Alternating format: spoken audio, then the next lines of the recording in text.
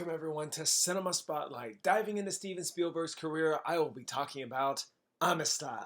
Stick around towards the end of the video, let me know of your opinion of this movie. Love it or hate it, I'd love to know. With that said, I'm going to jump right on in. Amistad is about Mende captives on the ship Amistad. They mutinied and try to set sail back to their homeland only to be tricked and land in the U.S.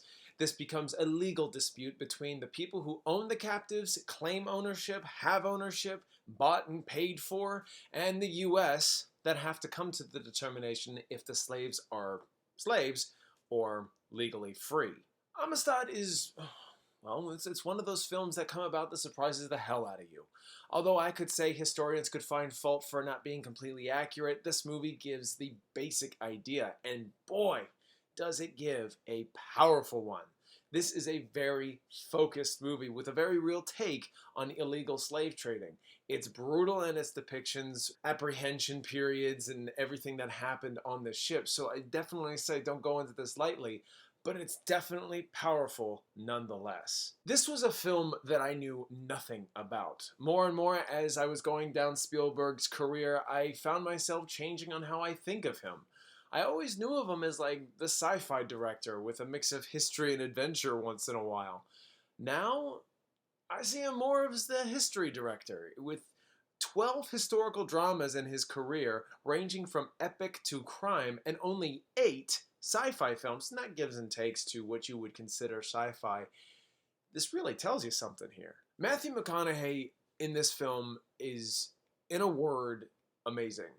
This film really shines on him as more or less the main character, or should I say the second main character, and we'll get to that in a second. He plays a lawyer who takes the Amistad case, and he has this smooth confidence that you can't help but get behind because you really want them to win this case. Along with Morgan Freeman and Stellan Skarsgård, who are both abolitionists, who hires Matthew's character.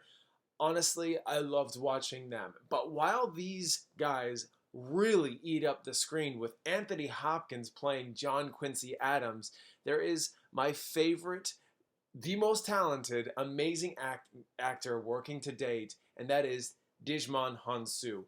He is more or less the main character here. I have to really stress this. He is the victim of the problematic situation that had happened to him and came aboard the Amistad, but he is definitely the main character here because you feel with him the most. You could see the emotions on this man's face, giving a performance with little to no dialogue that's in English. He was a powerhouse.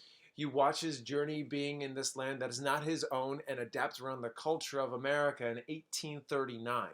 Oftentimes, he doesn't even understand how the law works, and when he finds out the good and the bad things that either do or don't go in his favor, you really root for the guy.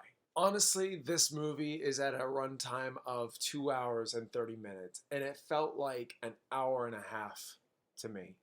I rented it on YouTube, and I was about halfway through it when I found myself going to the nearest bookstore to order Amistad. And for that, I loved Amistad and would own it on DVD. Reflection does it no justice. Oh, good lighting, bad resolve. Anyway, honestly, I can't wait to watch this film again. This was really, really good. I do have to share this with you, though.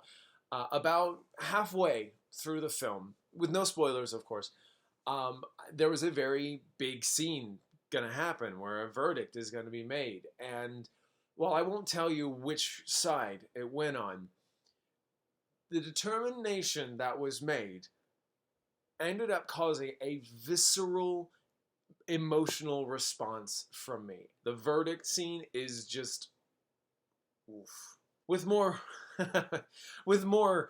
push to tell you to see this film, I can only imagine what everyone's going through at the time of recording this. We have the coronavirus outbreak. I can definitely recommend this film in your time of need for any kind of entertainment because this is definitely a film you do not want to miss. You won't regret it. See it.